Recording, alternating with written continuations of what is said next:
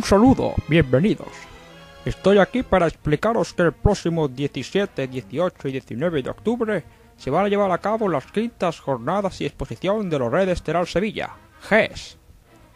Este importante evento constará con una impresionante exposición en la que se podrán observar grandes maquetas de objetos de esta galaxia tan lejana para ellos, así como actividades como ludoteca, videoconsolas y otras muchas más, todas ellas relacionadas con el mundo Star Wars.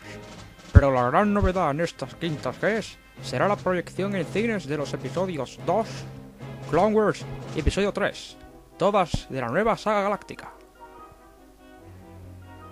Para que esto sea posible, las jornadas se llevarán a cabo en el centro comercial Cine Quinto.